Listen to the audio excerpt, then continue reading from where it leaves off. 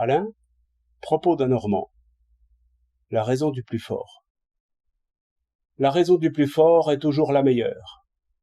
Cette maxime est sans profondeur.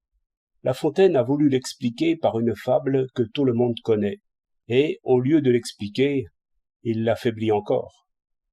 Tout ce qu'il arrive à prouver, c'est que le plus fort est le plus fort, car l'agneau est dévoré à la fin, et ce n'est pas miracle. Il est dévoré, mais il n'est pas persuadé. J'aurais voulu un agneau qui dise « Seigneur loup, vous avez raison ».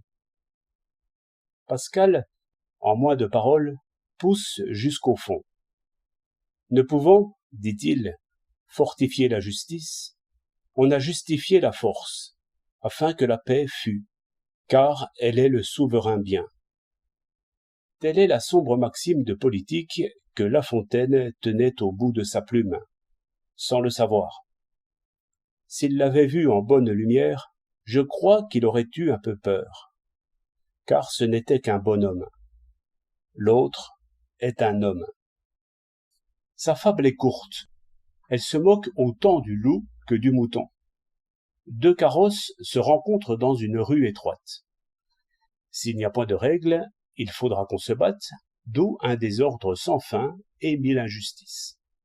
Mais il y a une règle. On compte les laquais qui sont derrière, et qui signifient par leur nombre comte, marquis, duc ou prince. Celui qui a le plus de laquais passe le premier, et cela est dit juste, parce que cela nous donne la paix. Revenons, comme on dit, à nos moutons. J'imagine des moutons qui rentrent à l'étable, au grand galop, et sans penser, comme moutons.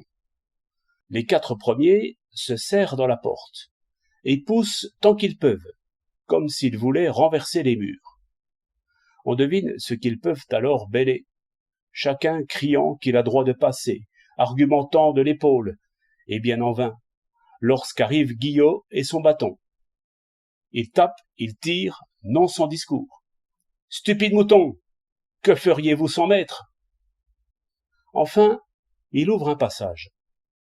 Tous entrent, se couchent et dorment, délivrés du vent et des loups. La morale de ce récit, c'est qu'un bâton vaut quelquefois mieux qu'une raison. Quand l'agent lève son bâton, il ne s'occupe point du voyageur qui va peut-être manquer son train. Le voyageur raisonne fort bien. Celui qui me précédait a passé. N'ai-je pas les mêmes droits que lui? Mais l'agent se moque du raisonnement. Il ne rend pas la justice, il assure l'ordre. Salomon ne démêlerait point toutes ses roues de fiacre. Ce serait une guerre à coups de fouet. Plus d'un piéton y laisserait ses os. La raison du plus fort est souvent la plus juste. 23 janvier 1909.